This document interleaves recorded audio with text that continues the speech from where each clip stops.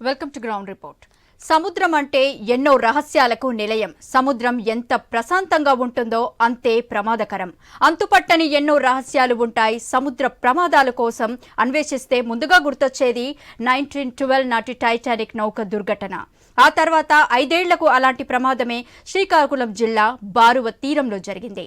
British India navigation cargo నౌక SS చిలుక 1917 జూలైలో బంగాళాఖాతంలో మునిగిపోయింది. దాదాపు 80 మంది చనిపోయారు. ఈ నౌక ప్రమాదం జరిగినప్పుడు సుమారు 1500 మంది ప్రయాణిస్తున్నారు. సముద్రం మధ్యలో ఉండగా అగ్ని ప్రమాదం జరిగింది. దాంతో నౌకను కెప్టెన్ చాకచక్యంగా బారువ తీరానికి తీసుకొచ్చారు. నాడు ఓరలో ఉన్న వారిలో చాలా మందిని బారువ తీరంలోని మత్స్యకారులు కాపాడారు. నౌక మాత్రం మునిగిపోయింది. దాదాపు 100 ఏళ్ల తర్వాత లైవ్ ఇన్ అడ్వెంచర్స్ సంస్థకు చెందిన స్కూబా డైవర్లు 2019లో ఓడ శకలాలను గుర్తించి బాహ్య ప్రపంచానికి తెలియజేశారు. ఇప్పుడు ఆ నౌక మునిగిన ప్రాంతానికి ఐ న్యూస్ కూడా వెళ్ళింది. అక్కడి దృశ్యాలను మీకు చూపించబోతోంది. శ్రీకాకుళం జిల్లా ఐ న్యూస్ ప్రతినిధి రాము అందిస్తున్న ఎక్స్క్లూజివ్ గ్రౌండ్ రిపోర్ట్ ఇప్పుడు చూద్దాం.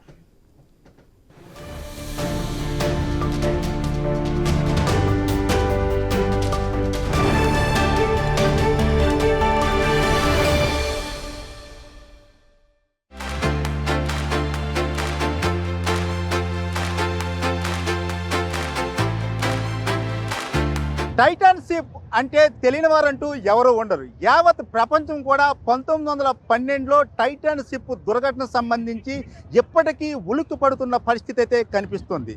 సుమారు 1500 మంది పొట్టన పెట్టుకున్న టైటాన్ షిప్ తరహాలోనే శ్రీకాకుళం జిల్లా బారువ తీరంలో 1917లో ఎస్ఎస్ చిలుక అనే ఒక నౌక ప్రమాదవశాత్తు సముద్రంలో మునిగిపోయింది.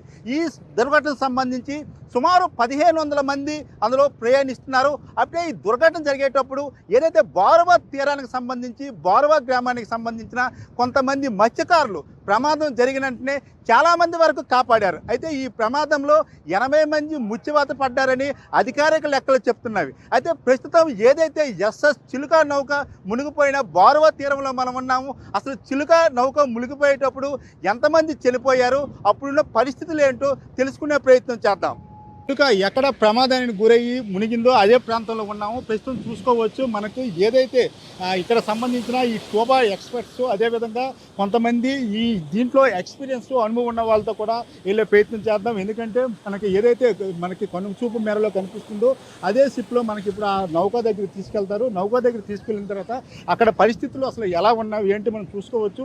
సముద్రం కూడా అలలు కూడా చాలా ఉధృతంగా ఉన్న పరిస్థితి కనిపిస్తుంది. మరి ఈ పరిస్థితుల్లో మనం ఐ న్యూస్ ఎక్స్క్లూజివ్గా వీక్షకులకు చూపించే ప్రయత్నంలో భాగంగా, ఎందుకంటే 1917లో మునిగిన ఈ షిప్ సుమారు 100 ఏళ్ళు అయితే పూర్తి చేసుకుంది. ఈ 100 ఏళ్ళు పూర్తి చేసుకున్న ఈ సంఘటన సంబంధించి అసలు ఎప్పటికి కూడా ఆ నౌక అనేది ఎలా ఉంది, ఆ నౌక తలత పరిస్థితి ఏమిటి, అదే గతంలో ఆ నౌకకి వెళ్ళిన బలరాం కూడా మనతో పాటు వస్తున్నారు. అక్కడ షిప్ దగ్గరికి వెళ్ళి ఆ బలరాంతో కూడా మాట్లాడి దీని తల చరిత్ర, ఇప్పుడున్న పరిస్థితి ఏంటి, జనరల్గా ఏదైతే అడ్వెంచర్ చేసే వాళ్ళకి, ప్రకృతి ప్రేమికులకి ఎలాంటి అనువైన ప్రదేశమో చూపించే ప్రయత్నం చేద్దాం. 100 ఏళ్ల చరిత్ర ఉన్న ఎస్ఎస్ చిలుక నౌక దగ్గరికి అయితే మనం ప్రయాణం మొదలు పెట్టాము. మనతో పాటు ప్రముఖ స్కూబా డ్రైవర్ బలరాం గారితో వెళ్తున్నాము. ఎందుకంటే ఏదైతే గతంలో జరిగిన 100 ఏళ్ల చరిత్ర ఉన్న ఈ ఎస్ఎస్ చిలుక నౌక సంబంధించి ముందుగా అన్వేషించి దాని తలక పూర్తి వివరాలు వెల్లడించారు బలరాం గారు. అయితే ఆయనతో పాటు మన ప్రయాణం అయితే మొదలైందని చెప్పుకోవచ్చు. సముద్రం కూడా అలలు ఉధృతంగా ఉన్నవి.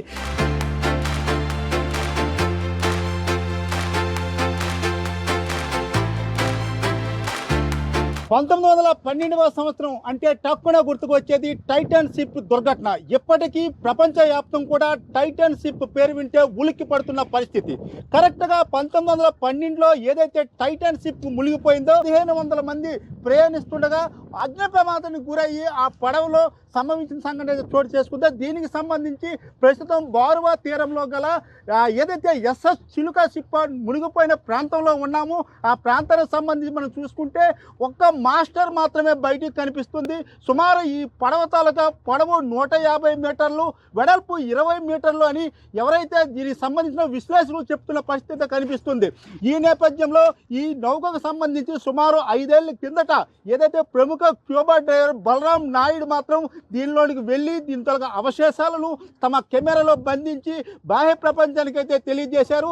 తెలియజేసిన తర్వాత మొత్తం ప్రపంచం కూడా టైటాన్ షిప్ ఘటన జరిగిన తరువాత జరిగిన సంఘటన అతిపెద్ద ఘటనగా చెప్తున్నారు. అయితే మనం ముఖ్యంగా చూసుకోవచ్చు, 1500 మంది ప్రయాణిస్తున్న ఈ సంఘటనలో కేవలం 80 మంది మాత్రమే ముచ్చివాత పడ్డారు. ఎందుకంటే స్థానికంగా ఉన్న బారువా తీరంలో ఉన్న మత్స్యకారులు చాలా మందిని కాపాడారని కూడా చరిత్ర చెప్తుంది. అయితే ప్రస్తుతం బారువా తీరంలో ఉన్న ఎస్ఎస్ చిలుక షిప్ దగ్గర అయితే మనం ఉన్నాము. ప్రస్తుతం బలరాం నాయుడు టీంతో పాటు మనం వచ్చాము. చూసుకోవచ్చు, షిప్కు సంబంధించి ఆనవాళ్ళు అయితే మనకి క్షుణ్ణంగా కనిపిస్తున్నవి.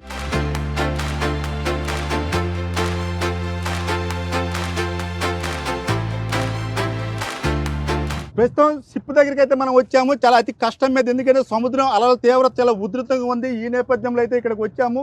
ఎందుకంటే మనం స్కూబా డైవర్ బలరాం నాయుడుతో పాటు మనం కూడా ఐన్యూస్ వ్యూవర్స్కు ఎక్స్క్లూజివ్గా చూపించాలి.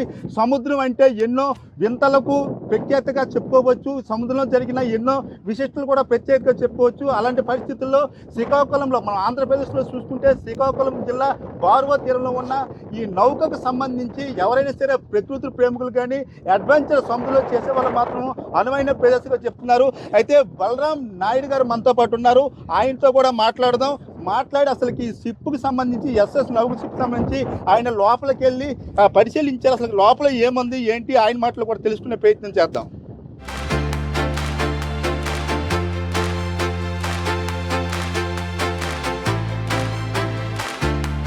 ప్రముఖ స్కూబా డ్రైవర్ బలరాం నాయుడు గారు ఉన్నారు. ఆయన సహకారంతో అయితే మనం ఈరోజు బారువా తీరంలో ఉన్న ఈ ఎస్ఎస్ చిలుక నౌక దగ్గరికి అయితే వచ్చాము. సార్ నమస్తే. ఇప్పుడు మనం చూసుకుంటే ఈ ఎస్ఎస్ చిలుక షిప్కి సంబంధించి గతంలో మీరు మీ టీంతో పాటు ఇక్కడికి వచ్చారు. అసలు ఆ లోపల ఏముంది, ఆ షిప్కి సంబంధించిన ఏ ఆనవాళ్ళు మీరు గుర్తించారు? ఇక్కడ బారువా రావడానికి కారణం మేము ఎక్స్ప్లోర్ చేస్తూ ఉంటాం. ఓషన్లో షిప్ రెక్స్ ఎక్స్ప్లోర్ చేస్తుంటాం. చింతపల్లిలో 2 ఆల్రెడీ మేము షిప్ రెక్స్ డిస్కవరీ చేసాం. తర్వాత మాకు ఇంకా క్యూరియాసిటీ పెరిగి ఇక్కడ మన కోస్ట్ లైన్లో ఇంకేమైనా షిప్స్ ఉన్నాయని కనుక్కుంటే ఫిషర్మ్యాన్ కమ్యూనిటీ నుంచి మాకు ఇన్పుట్ వచ్చింది. బారువా దగ్గర ఒక షిప్ ఉంది, ఏ షిప్ తెలియదు అని ఒక ఇన్పుట్ వచ్చింది. తద్వారా మేము 2019లో మేము 5 టీమ్మేట్ వచ్చి మొత్తం అంతా స్కూబా సెట్స్, మా అటైర్ అన్నీ తీసుకొచ్చాం, కావాల్సిన పరికరాలన్నీ తీసుకొచ్చాం. స్కూబా డైవింగ్ డెప్త్ గేజెస్ కానీ కెమెరా కానీ అన్నీ తీసుకొచ్చి ఒక ఫైన్ టైం ఆ టైడ్స్, లో టైడ్స్, హై టైడ్స్ అన్ని కరెంట్స్ అన్నీ చూసుకుని ఆ పరిస్థితులు చూసుకుని ఒక రోజు రాత్రి వచ్చి ఆ పరిశీలన చేసి ఎర్లీ మార్నింగ్ మేము 7 గంటలకి అలా డైవ్ చేసాం స్కూబా డైవింగ్. ఇక్కడ ఒక మాస్ట్ ఆల్రెడీ ఉంది కాబట్టి మాకు అంత ఎక్కువ టైం పట్టలేదు అక్కడ అంటే ఐడెంటిఫై చేయడానికి. అండర్ వాటర్లో కొద్దిగా షిప్ రెక్స్ ఐడెంటిఫై చేయడం అంటే చాలా కష్టం ఉంటుంది. ఇది చాలా ఈజీగా మేము ఐడెంటిఫై చేసాం. మాస్ట్ నుంచి మేము ముందు కిందకి దిగి చూసాం. మాస్ట్ అనేసరికి మేము దాన్ని పట్టుకుని వెళ్ళేసరికి మాకు అర్థమైంది ఏంటంటే అది వెనక భాగం నుంచి మేము ముందు స్టార్ట్ చేసిన తర్వాత ముందుకు వెళ్తుంటే చాలా డెక్ అంటే పైన ఉన్న ఏవైతే ఉందో గదులు ఉన్నాయో అవన్నీ కట్ చేసి ఉన్నాయి. కట్ చేసిన దీంట్లో ఒక మంచిగా సొరంగంలాగా ఉంది. ఆ సొరంగంలో దూరి అవి ముందుకు వెళ్ళాం అనమాట. ముందుకు వెళ్ళినప్పుడు చాలా రకాలు, అంటే అక్కడ మళ్ళీ స్పేస్ ఎక్కువ. ఆ సొరంగం నుంచి వెళ్ళిన తర్వాత చాలా స్పేస్ కనిపించింది. అక్కడ ఇంజన్ రూము, అవి బాయిలర్ రూమ్ అనమాట. బాయిలర్ రూమ్ అంటే స్టీమ్ బాయిలర్స్. ఆ స్టీమ్ బాయిలర్స్ చాలా ఎక్కువ లైన్స్ ఉంటాయి. ఆ పైప్ లైన్స్ అన్నీ కింద పడి ఉన్నాయి. ఇంకా ఫ్యూల్ లైన్స్ కానీ మిగతా లైన్స్ అంటే పైప్స్ అన్నీ కింద పడి ఉన్నాయి. కింద డెక్స్లో హ్యాచెస్ ఉంటాయి, తలుపులు ఉంటాయి కదా, తలుపులు కూడా చెల్లాచెదురుగా పడి ఉన్నాయి అన్నమాట. వాటిల్లో వెళ్ళి చాలా వివిధ రకాల గదులు చూసిన తర్వాత ఇవి ఆల్రెడీ 106 సంవత్సరాలు అయిపోయింది కాబట్టి చాలా వెజిటేషన్ ఫామ్ అయింది. బార్నెకిల్స్ లాంటి అవి పైన పేరుకుని ఉన్నాయి. చాలా ప్రకృతికి పరంగా యాక్వా లైఫ్ అంటే చేపలకి వీలు కలిగే ఫుడ్కి కావాల్సిన అదంతా పేరుకుని ఉంది. దానివల్ల యాక్వా లైఫ్ చాలా ఎక్కువ ఉంది. సో ఏంటంటే అడ్వెంచర్తో పాటు ఆనందంగా మనం చూడడానికి కావాల్సిన అన్ని అన్నీ ఒకే షిప్ ర్యాక్లో దొరకడం చాలా అద్భుతం. సార్ మనం చూసుకుంటే టైటాన్ షిప్ దుర్ఘటనే ప్రపంచానికి తెలిసిన దుర్ఘటన. టైటాన్ షిప్ మునిగిన తర్వాత ఈ సంఘటన జరిగింది. టైటాన్ షిప్తో పోల్చుకుంటే దీనికి అసలు ఎలా వ్యత్యాసం ఏ విధంగా ఉండబోతుంది, ప్రమాద స్థాయిలు కూడా ఏ విధంగా ఉండే అవకాశం ఉంటుంది?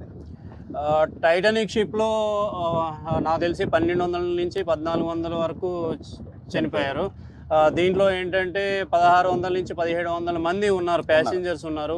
ఇది ఏంటంటే లగ్జరీ షిప్ కాదు, కానీ ఇది మైగ్రెంట్ లేబర్ ప్యాసింజర్స్ అంటే ఫెర్రీ చెన్నై నుంచి రంగును వెళ్ళే కార్యక్రమంలో ఇక్కడ బార్వా అనే ప్లేస్, ఇది నేషనల్ హార్బర్. అప్పుడు బార్వా షిప్స్ వస్తుంటే నేషనల్ హార్బర్ ఇక్కడ కొన్ని సామాన్లు లోడ్ చేసుకుని వెళ్తూ ఉంటారు అన్నమాట. ఇక్కడ ఈవెన్ ఇక్కడ ఉన్న ప్యాసింజర్స్ని కూడా ఎక్కించుకుని వెళ్తారు. ఆ క్రమంలో ఇక్కడ ఎక్కించుకుని వెళ్తుండగా ప్రమాదం జరిగింది. అక్కడ ఒక గదిలో పూర్తిగా అగ్ని ప్రమాదం జరగడం, ఆ అగ్ని ప్రమాదం ఫ్యూయల్ లైన్స్కి ఇది అవ్వడం, మొత్తం 2-3 గదులు పూర్తిగా కాలిపోవడం. ఇంకా పరిస్థితి ఎలా వచ్చిందంటే మొత్తం అంతా షిప్ ఒక గంటలోనే మొత్తం స్ప్రెడ్ అయిపోయింది. దానివల్ల కెప్టెన్ వీళ్ళందరూ డిసైడ్ ఏం చేశారంటే మనం ఆ షిప్ని బ్రీచ్ చేసేద్దాం, అంటే ఒడ్డుకి తీసుకెళ్ళిపోదాం, తిన్నగా బ్రీచ్ చేసేసి దాన్ని ఇది చేసేద్దామని ఒడ్డు వైపు తీసుకొచ్చారు. ఆ క్రమంలో ఏంటంటే మన మత్స్యకారులు అప్పుడు ఎవరైతే ఉన్నారో బోట్లన్నీ తీసుకెళ్ళి ఆ 1600 పైగా ఉన్న జనాల్ని ఎంతో సాహసోపేతంగా రక్షించారు. ఇంకా పోతే ఆ ప్రమాదంలో 81 రికార్డ్ ప్రకారం అయితే 81 మంది చనిపోయారు. సో టైటానిక్కి ఎస్హెచ్ఎల్కి పోల్చుకుంటే ప్యాసింజర్స్ అయితే చాలా ఎక్కువ మంది ఉన్నారు. అగ్ని ప్రమాదంలో వాళ్ళందరూ చనిపోవాల్సిందే, కానీ మన బార్వా ప్రజలు ఎవరైతే ఉన్నారో వాళ్ళందరూ సాహసోపేతంగా వాళ్ళు రక్షించడం వల్ల ఓన్లీ మనకి 81 మంది వాళ్ళు చనిపోవడం జరిగింది. జనరల్గా చూసుకుంటే సముద్రం మధ్యలో అగ్ని ప్రమాదం జరిగింది. అగ్ని ప్రమాదం గుర్తించిన కెప్టెన్ మాత్రం ఒడ్డుకి తీసుకొచ్చే ప్రయత్నంలో భాగంగా ఇంతమంది బతికారనుకోవచ్చా? అవునండి, కెప్టెన్ ఆ నిర్ణయం తీసుకోవడం, షోర్కి అంటే ఒడ్డు వరకు తీసుకురావడం, మన బార్వా ప్రజలు కూడా ఎక్కువ మంది బోట్లో వాళ్ళ బోట్లో రావడం, అలాగా రక్షించారు. వాళ్ళకున్న షిప్లో ఉన్న బోట్స్ కూడా, రెస్క్యూ బోట్స్ కూడా ముందు పంపించారు. ఆ రెస్క్యూ బోట్స్ మళ్ళీ వెనక్కి రాకపోవడం వాళ్ళకి చాలా ఇబ్బంది అయింది. ఆ ఇబ్బందిని వీళ్ళు కంపన్సేట్ చేశారు. మన ఫిషర్మ్యాన్ కమ్యూనిటీ అంతా వెళ్ళి వాళ్ళ బోట్లో వచ్చి వాళ్ళని సేవ్ చేయడం జరిగింది. అంటే అడ్వెంచర్ సముద్రంలో చేసేవారికి మన భారతదేశంలోనే అతి అనువైన ప్లేస్గా, అతి దగ్గరలో మునిగిన షిప్గా మనం చెప్పుకోవచ్చా ఈ ఎస్ఎస్ చిలుక నౌకను? అవును. ఈ నార్మల్గా ఏంటంటే అడ్వాన్స్ డైవర్లు ఇక్కడ ప్రపంచం మొత్తం షిప్ ర్యాక్ చూడడానికి చాలా చాలా ఇష్టపడతారు, ఆసక్తి చూపిస్తారు. ఎందుకంటే దానికి ఒక స్టోరీ ఉంటుంది, దాని బిహైండ్ హిస్టరీ ఉంటుంది. దాని క్యూరియాసిటీతో ఇక్కడ చనిపోయారు, ఇలా చనిపోయారు, ఇక్కడ ప్రమాదం అయింది, ఈ డెక్స్ ఇలా అయ్యే, ప్రొపెల్లర్ విరిగిపోయిందో, లేకపోతే ఇంజన్ సైడ్ ఏదో ప్రాబ్లం వచ్చిందో, లేకపోతే ఈ కింద డెక్స్ ఇవన్నీ హోల్స్ అయ్యే దేనికి గుద్దిందో, అవన్నీ వాళ్ళు రీసెర్చ్ చేస్తూ ఉంటారు. ప్రపంచంలో అడ్వాన్స్ డైవర్లు ఎవరైతే ఉన్నారో వాళ్ళ వరకు ఉంటే ఏంటంటే షిప్ ర్యాక్స్ మోస్ట్లీ ఏంటంటే చాలా డెప్త్స్లో, అంటే అరౌండ్ 100-154 కిలోమీటర్ ఈవెన్ ఆ డెప్త్స్లో షిప్ ర్యాక్స్ కనిపిస్తాయి. ఆ డెప్త్స్లో మనిషి వెళ్ళడానికి చాలా తక్కువ మంది వెళ్ళగలరు. వేరే ఇక్కడ వచ్చేసరికి మనకి నాన్ స్విమ్మర్ని కూడా తీసుకెళ్ళగలిగే సదుపాయం ఉంది. మనం అందరూ స్కూబా ఇన్స్ట్రక్టర్స్ ఉన్నారు, సర్టిఫైడ్ స్కూబా మాస్టర్స్ ఉన్నారు. వాళ్ళకి కొద్దిగా ట్రైనింగ్ ఇచ్చి ఈవెన్ ఈత రాని వాళ్ళని కూడా మనం ఇక్కడ తీసుకొచ్చి మనం స్కూబా డైవింగ్ చేయించి వాళ్ళకి మంచి ఎక్స్పీరియన్స్ ఇవ్వగలం. అంటే జనరల్గా చూసుకుంటే మీరు చెప్పేది చూసుకుంటే అడ్వెంచర్ చేసే వాళ్ళకి మంచి అనువైన ప్లేసెస్ అంటున్నారు. అంటే ప్రభుత్వం సైడ్ నుంచి ఇక్కడ ఎలాంటి అభివృద్ధి చేస్తే బాగుందంటారు? ప్రభుత్వ సైడ్ నుంచి చాలా ఓపెన్ దీనిగా ఉండాలండి. అక్కడ రోడ్ కనెక్టివిటీ కానీ, అక్కడి నుంచి నేషనల్ హైవే నుంచి మంచిగా రోడ్ కనెక్టివిటీ రావాలి. లోపల చాలా మినిమం బేసిక్ ఇన్ఫ్రాస్ట్రక్చర్ క్రియేట్ చేయాలి. ఎవ్రీడే కొన్ని యాక్టివిటీస్ క్రియేట్ చేయగలిగి ఉండాలి. ఫుట్ఫాల్ ఎక్కువ ఉంటే ఏంటంటే స్కూబా డైవింగ్ అయినా సరే కాస్ట్లీ అఫైర్. అందరూ స్కూబా ఇన్స్ట్రక్టర్స్, డైవ్ మాస్టర్స్, ఇది చాలా పెద్ద ఆర్గనైజేషన్. ఒక స్కూబా డైవింగ్ ఆర్గనైజేషన్ రన్ చేయాలంటే ఒక 12 మంది ఉండాలి. దానికంటూ ఆ స్కూబా ఎక్విప్మెంట్ కూడా చాలా కాస్ట్లీ ఇది ఉంటుంది. అది ఫిల్లింగ్స్ కూడా చాలా కాస్ట్ ఉంటాయి. అక్కడి నుంచి ఇక్కడ రావడానికి బోట్స్ కావాల్సి ఉంటుంది. ఇవన్నీ మెయింటెనెన్స్ అవి కావాలంటే మనకి ఆ ఫుట్ఫాల్ కావాలి. అదర్వైజ్ గవర్నమెంట్ నుంచి ఆ కంపన్సేషన్ వాటెవర్ మంత్లీ మెయింటెనెన్స్ ఇవ్వగలిగితే. బార్వా బీచ్ అన్నది ఒక పొటెన్షియల్, చాలా టూరిజం పొటెన్షియల్ బాగా ఉంది. నేచర్ అంటే ఇక్కడ ఉన్న నేచురల్ పొటెన్షియల్ ఉంది. ఎందుకంటే ఇక్కడ ఏదో మనం నేచర్ మనకి మన చూడడానికి వీక్షించడానికి వాళ్ళకి మంచి ఎక్స్పీరియన్స్ ఇవ్వడానికి ఆ షిప్ని పేర్చినట్లు ఉంది. అటువైపు బ్యాక్ వాటర్స్ ఉన్నాయి, ఇటువైపు బ్లూ సీ ఉంది అండ్ క్లీన్గా గోల్డెన్ శాండ్ ఉంది. అంతకన్నా మనకి బీచెస్లో మనకి అంటే ఒక సందర్శకుడికి రావడానికి ఎక్స్పీరియన్స్ పొందడానికి ఇక్కడ కన్నా ఇంకా ఏ ప్లేస్కి వెళ్ళినా అన్ని యాక్టివిటీస్ కానీ అన్ని అనుభవాలు కానీ రావు.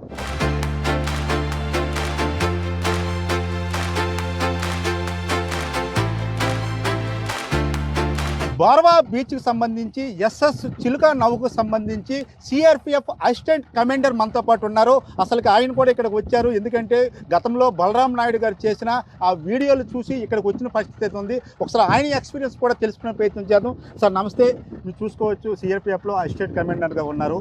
ఈ షిప్కి సంబంధించి అసలు మీరు ఇక్కడికి వచ్చి ఏం తెలుసుకున్నారు?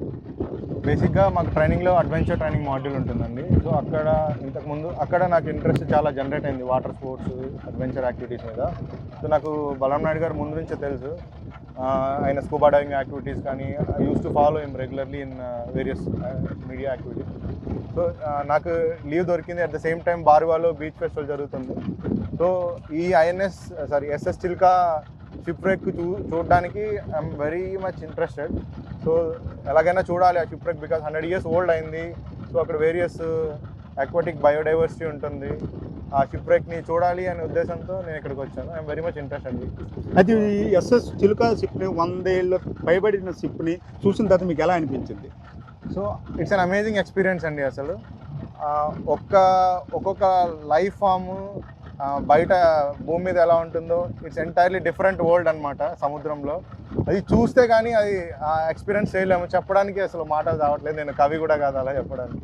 జనరల్గా మనం చూసుకుంటే ఏవైతే మునిగిపోయినా ఈ నౌకల దగ్గరికి వెళ్ళడానికి కోట్ల డబ్బులు వెచ్చించి ఇతర దేశాల్లో వెళ్తున్న పరిస్థితి ఉంటుంది. కానీ మనకి అతి దగ్గరగా అతి సమీపంలో ఒక 700 మీటర్ల దూరంలో మాత్రమే ఈ షిప్ ఉండడం. అసలు దీన్ని ఎలా సద్వినియోగం చేసుకుంటే బాగుంది అంటారు? Basically it's a gifted land అని మనది, because India second longest sea coast ఉంది మనకు. So every place is having it's unique beauty అనమాట. సో బార్వా చూస్తే మనకు ఇంత దగ్గరలో షిప్ రెక్ ఉండడము, దట్టు బలరాం నాయుడు గారు లాంటి ఎక్స్పర్ట్ స్కూబా డైవర్ ఉండడము. So it's a gifted place. So దీన్ని ఇంకా ఫర్దర్ ఈ పొటెన్షియల్ని క్యాప్చర్ చేసి స్కూబా డైవింగ్ అడ్వెంచర్ యాక్టివిటీస్ రెగ్యులర్గా కండక్ట్ చేస్తే this area will become tourist attraction అండి ఫ్యూచర్. ఇప్పుడు మనం ఆ వెళ్ళే వీడియోస్ కూడా మనం చూడటం జరిగింది. ఆ లోపల ఉన్న మత్స్య సంపద అవ్వచ్చు, కలర్ ఫిష్లు అవ్వచ్చు, అసలు ఆ ఎక్స్పీరియన్స్ అసలు ఏ విధంగా మనం ఎంజాయ్ చేయొచ్చు? యాక్చువల్లీ మనం బయట చూసే జీవ సంపద కంటే కూడా సముద్రంలో ఆ జీవ వైవిధ్యం ఒక అంతులేని అనుభూతి ఇచ్చింది నాకు. నాకు పేర్లు తెలియని చాలా రకమైన చేపలు కానీ, సముద్రపు నాచు కానీ, సముద్రపు మొక్కలు కానీ దాని మీద ఆవాసం ఏర్పరచుకొని అదే ఒక మినీ బయోడైవర్సిటీ హాట్స్పాట్ లాగా అనిపించింది నాకు. సో ప్రతి ఒక్కరు చూస్తే కానీ ఆ ఫీల్ని అనుభూతి చెందలేరు. సో ఎవరైతే ఇంట్రెస్ట్ ఉందో they can come and experience that. ఫైనల్గా భారతదేశంలోనే కాకుండా ఆంధ్రప్రదేశ్లో ఉన్న ఈ సముద్రంలో విన్యాసాలు చేయాలనుకున్న వాళ్ళకి, సాహస యాత్రలు చేయడానికి వచ్చే వాళ్ళకి ఈ బార్వా ఎస్ఎస్ చిలుక షిప్ కోసం ఏం చెప్తారు?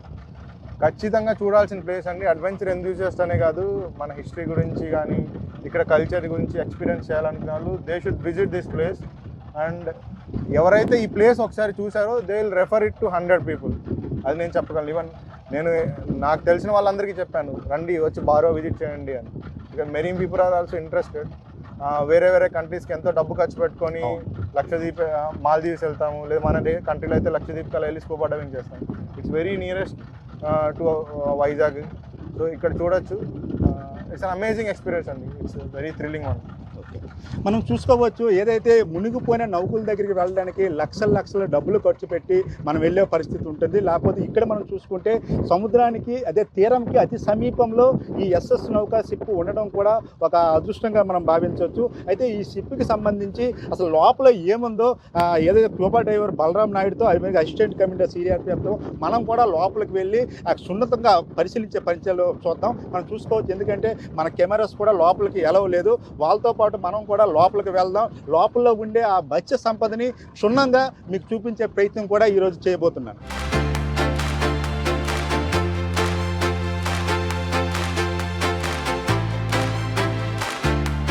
ఎస్ ఫైనల్గా ఏదైతే మనం ఇంతవరకు కూడా ఎంతో ఉత్కంఠంగా ఎదురు చూసిన చిలుక షిప్కు సంబంధించి అంతర్భాగాన్ని మనం స్క్రీన్ మీద చూడొచ్చు, మనం చూసుకోవచ్చు. గతంలో ఏదైతే 100 ఏళ్ల తర్వాత 2019లో ఏదైతే బలరాం నాయుడు నేతృత్వంలో స్కోబా డ్రైవింగ్ బృందం అయితే ఈ యొక్క షిప్ను గుర్తించింది. తర్వాత బాహ్య ప్రపంచానికి కూడా తెలిసిన పరిస్థితి ఉంది. తర్వాత చాలా మంది ఏదైతే ఈ నౌక దగ్గరికి వెళ్ళే ప్రయత్నం చేశారో అయితే సరైన ప్రికాషన్స్ తీసుకోకుండా వెళ్ళకూడదని అధికారులు తెలియజేయడంతో చాలా మంది వెనుదిరిగిన పరిస్థితి ఉంది. ఇప్పుడు కేంద్ర ప్రభుత్వం అదేవిధంగా రాష్ట్ర ప్రభుత్వం కూడా ఎవరైతే టూరిస్టులకు ఈ సముద్రంలో అడ్వాంటేజ్ చేసే వాళ్ళకి అనుగుణంగా ఉండే వాతావరణంలో ఈ యొక్క చిలుక నౌక ఉందని మాత్రం చెప్తున్న పరిస్థితి ఉంది. ఈ నేపథ్యంలో ఇక్కడికి చాలా మంది టూరిస్టులు కూడా ఈ యొక్క చిలుక షిప్ను చూడడానికి వస్తున్న పరిస్థితి కనిపిస్తుంది. ఒక్కసారిగా మనం అబ్జర్వ్ చేస్తే ఈ ఎస్ఎస్ చిలుక నౌకకు సంబంధించి అంతర్భాగం కొంత ఏదైతే తుప్పు పట్టిన పరిస్థితి అయినప్పుడు కూడా కొంత సజీవంగా అయితే కనిపిస్తున్న పరిస్థితి ఉంది.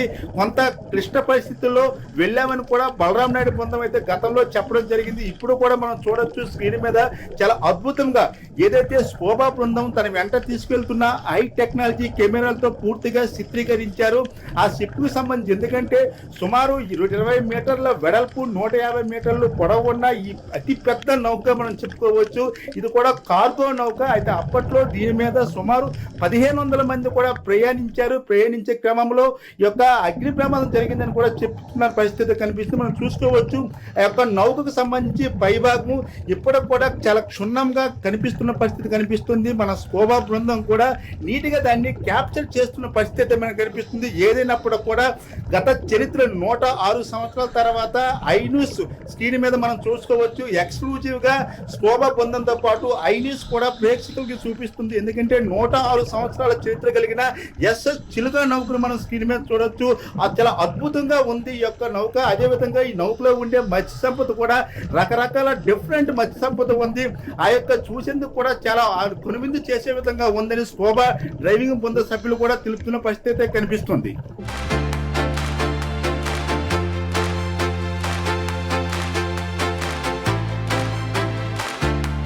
ఏదైతే ఎస్ఎస్ చిలుక నౌకకు సంబంధించి అప్పటి స్కోబా డ్రైవర్ ఇప్పుడు ప్రస్తుతం మనతో పాటు వచ్చిన బలరాం నాయుడు కూడా చెప్పిన మాటలు విన్నాము. అయితే కొంతమంది మనతో టూరిస్టులు కూడా ఉన్నారు. అంతేకాకుండా దీనికోసం అధ్యయనం చేసే వాళ్ళు కూడా ఉన్నారు. వాళ్ళ మాటలు కూడా తెలుసుకునే ప్రయత్నం చేద్దాం. సార్ చూసుకుంటే శ్రీకాకుళం జిల్లా బోరవ తీరం అనగానే మనం గుర్తుకొచ్చేది ఎస్ఎస్ చిలుక నౌక సంబంధించి. ఇప్పుడు పర్యాటకులు కూడా ఎంతో కనువిందు చేస్తున్న పరిస్థితి ఉంది. ఒక పర్యాటకులుగా ఏమంటారు దీనికి సంబంధించి? పూర్వం ఈ అండర్ వాటర్ నౌకలు చూడటానికి మనం ఎంతెంత దూరం వెళ్ళేవాళ్ళము. టైటానిక్ షిప్ నుంచి ఇటీవలే మనకి బంగ్లాదేశ్ నుంచి కొట్టుకొచ్చి నౌకను చూడటానికి కూడా వెళ్తున్నాము. అటువంటి నౌక ఇప్పుడు మన శ్రీకాకుళంలోనే ఉండటము, దాన్ని మనమందరం ఎలివేట్ చేయడము మన అధికారులు అయితేనేమి, రాజకీయ నాయకులు అయితేనేమి, బ్యూరోక్రాట్స్ అయితేనేమి చాలా హర్షణీయదగ్గ విషయము. ఎందుకంటే జస్ట్ 7 మీటర్ లోతులోనే బీచ్ నుంచి 17 మీటర్ లోతులోనే ఉంది. కాబట్టి పర్యాటకులకు అంతా కొద్ది చాలా ఆహ్లాదకరంగా అనేది ఉంటుంది. కాబట్టి వీటందరినీ పర్యాటకులు వచ్చి మన బారు అని, ఈస్ట్ కోస్ట్ ఆఫ్ గోవాగా పిలిచేటువంటి మన బారు అని ఎలివేట్ చేస్తే మంచిదని నా అభిప్రాయం సార్. ఇంకా ఎక్కువగా మనం ఏం చూస్తున్నామంటే ఈ కారిడార్‌లోనే ఇప్పుడు గవర్నమెంట్ కూడా అన్ని రకాలుగా టూరిజంని ఎలివేట్ చేయాలని అన్ని ఇజంలో కల్లా టూరిజం ఎవాల్యుయేషన్ పెట్టి వాటి నుంచి ఎక్కువగా ఆదాయాన్ని తీసుకునే క్రమంలో, అలానే బ్లూ ఎకానమీ క్రమంలో అత్యంత ఎక్కువగా ఉండేటువంటి మనకి నార్త్ కోస్ట్‌లో మనకి శ్రీకాకుళం డిస్ట్రిక్టే హైయెస్ట్ లెంగ్తీగా ఉందన్నమాట కిలోమీటర్స్. కాబట్టి వీటిని ఎలివేట్ చేసి టూరిజం ఫెసిలిటీస్ మరింత డెవలప్ చేసినట్లయితే అట్లీస్ట్ మనకి వీకెండ్స్‌లో వస్తుంటారు. అరకు, పాడేరు వెళ్తుంటారు. అలానే ఇటు టూరిజం ప్రకారము టూరిస్ట్‌ని ఎక్కువగా ఆకర్షించే విధంగా మరింత అభివృద్ధి చేస్తే బాగుంటుందని అభిప్రాయం. అట్లీస్ట్ వీకెండ్స్ స్టే ఉండేటట్టుగా బోర్వాలో మంచి హరిత రిసార్ట్స్, అలానే మహేంద్ర తనయ, చిల్కా లేకు వీటన్నిటిని కవర్ చేసినట్టు టూరిజం అనేది పెరిగితే బాగుండును. అది చేయాలని ప్రభుత్వానికి మనవి చేస్తున్నాం. అదేవిధంగా ఇటీవలే చూసుకున్నట్లయితే మునుపెన్నడూ లేని విధంగా ఆలివ్ రిడ్లే టర్టిల్స్ ఈ ఓన్లీ ఈస్ట్ కోస్ట్లోనే అక్కడ ఋషిమాత, గుహర్కులి అనేటువంటి బీచ్లో చూస్తే మన శ్రీకాకుళంలో బోర్వా బీచ్ కూడా వస్తున్నాయి. ఇటీవల మన కేంద్ర మంత్రి గారు కూడాను ఆలివ్ రిడ్లే టర్టిల్ని రిలీజ్ చేయడం చూసాము. మనం కూడా వన్యప్రాణి సంరక్షణలో భాగంగా బీచ్ని ఎలివేట్ చేస్తూ టూరిజం గాను, అలాగే వన్యప్రాణి సంరక్షణకు కూడాను ఈ ప్రభుత్వం ముందడుగు వేసుకుంటే మంచిదని అభిప్రాయం సార్. సార్ మనం చూసుకుంటే ఏదైతే మునిగిపోయిన చిలుక షిప్కు సంబంధించి 106 సంవత్సరాల చరిత్ర ఉందని చెప్తున్నారు. అంతేకాకుండా దీని తాలూకా పొడవు వెడల్పులో కూడా 20 మీటర్ల వెడల్పు, 150 మీటర్ల పొడవు అని చెప్తున్నారు. ప్రముఖ స్కూబా డ్రైవర్ కూడా బలరాం నాయుడు కూడా చెప్తున్నారు. ఒకవేళ ఎవరైనా సరే ఇందులో స్కూబ్ డ్రైవింగ్ చేయాలనుకుంటే అరగంట సేపు షిప్లో తిరిగే అనువైన వాతావరణం కూడా అని చెప్తున్నారు.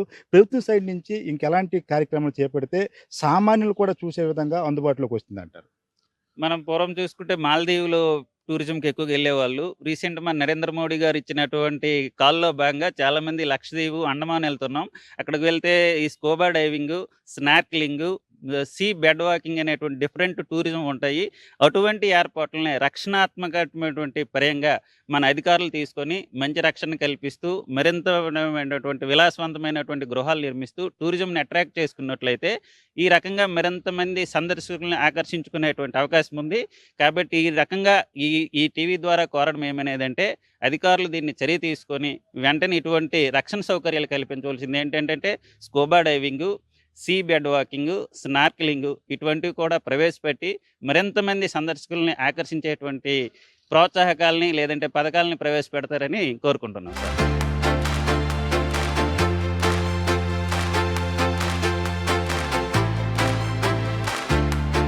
మనతో పాటు టూరిజం డిపార్ట్మెంట్ సంబంధించిన లెక్చరర్ వరలక్ష్మి గారు ఉన్నారు. మేడం గారు చూసుకుంటే బార్వా ఫెస్టివల్ జరిపించారు. అంతేకాకుండా ఫెస్టివల్లో ముఖ్య ఆకర్షణగా ఉన్న ఈ ఎస్ఎస్ చిలుక నౌక కోసం కూడా ఎంతోమంది చర్చించుకున్న పరిస్థితి అయితే కనిపిస్తుంది. అసలు ఈ బార్వా ఫెస్టివల్ సంబంధించి అదేవిధంగా చిలుక నౌక కోసం అసలు ఏం చెప్తారు మీరు? నమస్తే సార్, నా పేరు వరలక్ష్మి. గవర్నమెంట్ డిగ్రీ కాలేజీలో హిస్టరీ అండ్ టూరిజం గెస్ట్ లెక్చరర్గా వర్క్ చేస్తున్నాను. అయితే ఈ ఇటీవల కాలంలో ఈ బార్వా బీచ్ని ఒక టూరిస్ట్ స్పాట్గా తయారు చేయాలనేటువంటి ఉద్దేశంతో మన గౌరవ ముఖ్యమంత్రి అయినటువంటి నారా చంద్రబాబు నాయుడు దృష్టిలో పెట్టారు. అయితే దానికి స్థానిక ఎమ్మెల్యే అయినటువంటి అశోక్ గారు ఎక్కువగా కష్టపడ్డారనమాట. ఈ ప్రాంతాన్ని అభివృద్ధి చేయాలి టూరిజం పరంగా అనేది. దానికి ముఖ్యమంత్రి గారు సహకరించారు. అదే మన కేంద్ర మంత్రి అయినటువంటి రామ్మోహన్ గారు కూడా సహకరించారు. వీళ్ళందరి యొక్క సహాయ సహకారాలతో ఈరోజు బారువాలో ఒక పెద్ద బీచ్ ఫెస్టివల్ని ఏర్పాటు చేయడం జరిగింది. అయితే ఈ బీచ్ ఫెస్టివల్ యొక్క గొప్పతనం ఏంటంటే ఎన్నో సంవత్సరాల క్రితం ఉండేటువంటి బార్వా చరిత్రని ఈరోజు వెలుగులోకి తీసుకురావడం జరిగింది. ఇందులో ఒక ఇంపార్టెన్స్ విషయం ఏంటంటే అక్కడ చిలుక, ఎస్ఎస్ చిలుక అనేటువంటి ఒక నౌక ఉందన్నమాట. ఆ చిలుక నౌకు మనకి ప్రజెంట్ ఇప్పుడు ఆకర్షణగా మనం చెప్పుకుంటాము. అయితే ఈ చిలుక ఒక హిస్టరీ అనేది తీసుకుంటే బ్రిటిష్ వాళ్ళు పరిపాలనా కాలంలో వ్యాపారం కోసం అని చెప్పేసి చెన్నై టు బర్మా దీన్ని 1910లో ఏర్పాటు చేయడం జరిగింది అనమాట. అయితే ఈ నౌక ద్వారా ఏంటంటే రవాణా సౌకర్యాలు ఉండేవి, ప్లస్ వ్యాపార పరంగా కూడా దీన్ని ఉపయోగించేవారు అనమాట. అందుకే దీన్ని కార్గో నౌక అని కూడా చెప్తారనమాట. అయితే ఈ నౌక బారువా నుంచి అక్కడ గాంధీ బొమ్మ ఉందండి, అక్కడ వరకు ఒక పెద్ద మార్కెట్ అనమాట ఉండేది. అంటే ఈ నౌక ద్వారా రవాణా జరగడం వలన మార్కెట్ అనేది జరుగుతూ ఉండేదన్నమాట. అయితే బ్రిటిష్ వాళ్ళు ఏం చేశారంటే ఇది కొన్ని ఇంటర్నేషనల్ మార్కెట్లుగా వెతికారు. అందులో బారువా అని ఒక ఇంటర్నేషనల్ మార్కెట్గా చూశారు. ఆ గుర్తింపు పొంది అక్కడి నుంచి వ్యాపారం అనేది జరిగింది. అయితే దురదృష్టం ఏంటంటే 1910లో స్టార్ట్ చేసినటువంటి ఈ నౌక 1917లో ఒక దుర్ఘటన జరిగింది. ఈ దుర్ఘటనలో ఏమైందంటే సుమారుగా 80 మంది వరకు చనిపోయారు అని సమాచారం మనకు అందుతుంది. ఈ నౌకలో 1500 మంది వరకు మన దేశానికి చెందిన వాళ్ళు, 15 మంది విదేశీయులు ఇందులో ప్రయాణం చేస్తున్నారు. అయితే దుర్ఘటన జరిగేటప్పుడు స్థానికులు వెళ్ళి వీళ్ళని సంరక్షణ అనేది జరిగింది. ఇప్పుడు టైటానిక్ షిప్ తీసుకుంటే టైటానిక్ షిప్లో ఎవరు రక్షించలేకపోయారు, కానీ మనకి ఇక్కడ బార్వాలు వచ్చేసరికి రక్షణ అనేది కల్పించడం జరిగిందనమాట. అయితే టైటానిక్ షిప్ కంటే ఒక భారీ దుర్ఘటనగానే దీన్ని మనము తలపించుకుంటాము. అయితే కొన్నాళ్ళ తర్వాత ఇది అక్కడ దాన్ని విడిచిపెట్టడం జరిగింది.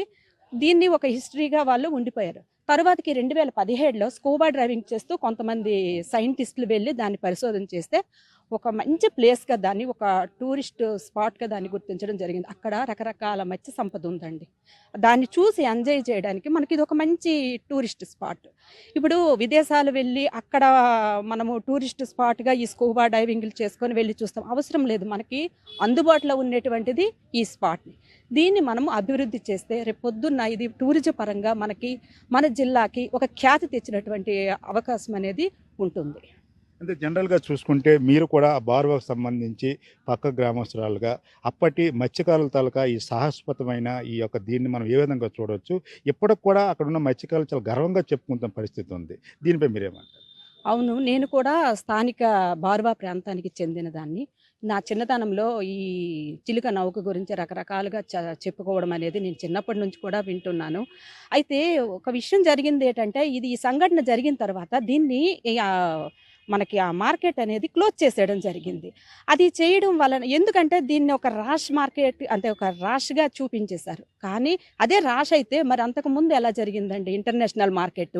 మరి అది మనం గుర్తించుకొని దీన్ని మళ్ళీ మనం వెలుగులోకి తీసుకొనొచ్చి వ్యాపార పరంగా దీన్ని మనము వ్యాపారపరము ప్లస్ పర్యాటక పరంగా కూడా మనం అభివృద్ధి చేయాలి.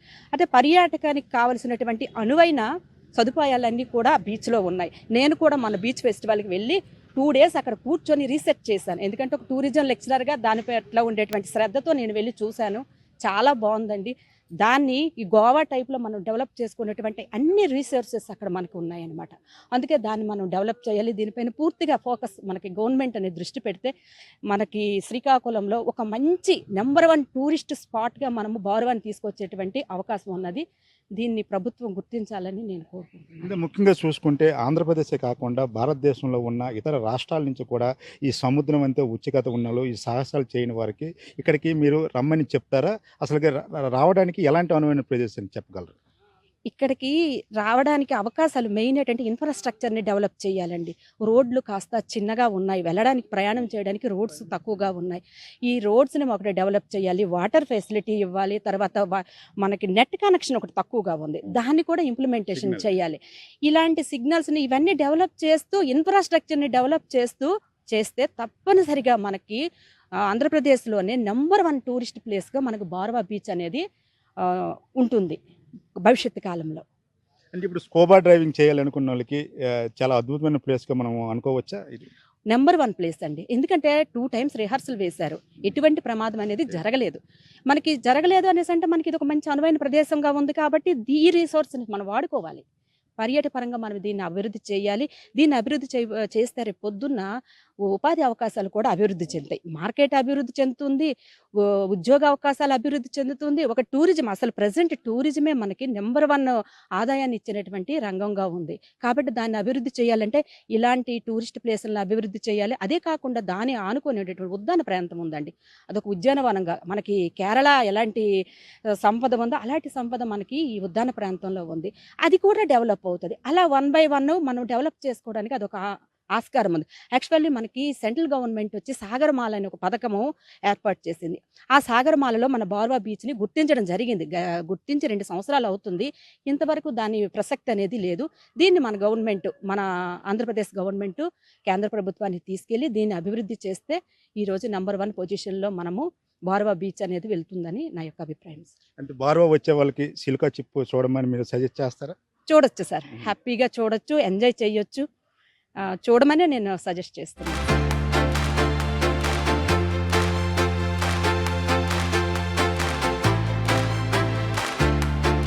బార్వా తీరంలో ఉన్న ఎస్ఎస్ చిలుక నౌక సంబంధించి అప్పటి 1917లో ఒక విషాద సంఘటన అయినప్పుడు కూడా ఇప్పుడు టూరిస్టులు మాత్రం కనువిందు చేసే సంఘటనగా మనం చెప్పుకోవచ్చు.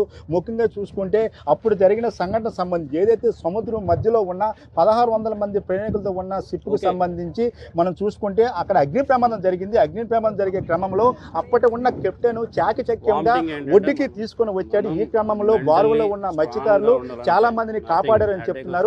అయితే ముఖ్యంగా చూసుకుంటే టైటాన్ షిప్ కంట చాలా పెద్ద సంఘటనగా మనం చెప్పుకోవచ్చు. ఎందుకంటే టైటాన్ షిప్ మునిగిపోయేటప్పుడు 1500 మంది చనిపోయారు. అయితే దీంట్లో సుమారు 1600 మంది ప్రయాణికులు ఉన్నారు. అయితే అప్పటి కెప్టెన్ చాకచక్యంగా ఒడ్డుకి తీసుకురావడం, బార్వలో ఉన్న మత్స్యకారులు దీన్ని కాపాడడం వల్ల ప్రమాద స్థాయిని తగ్గిందని చెప్పుకోవచ్చు.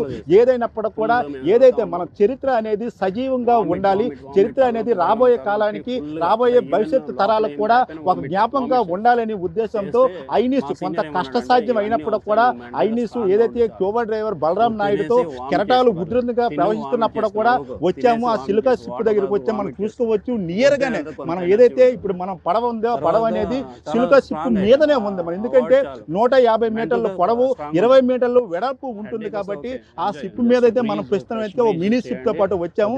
వచ్చి ఒకసారి ఏదైతే వ్యూవర్స్ కోసం ఎక్స్క్లూజివ్ గా చూపించే ప్రయత్నంలో భాగంగా అయితే వచ్చాము. ఏదైనప్పుడు కూడా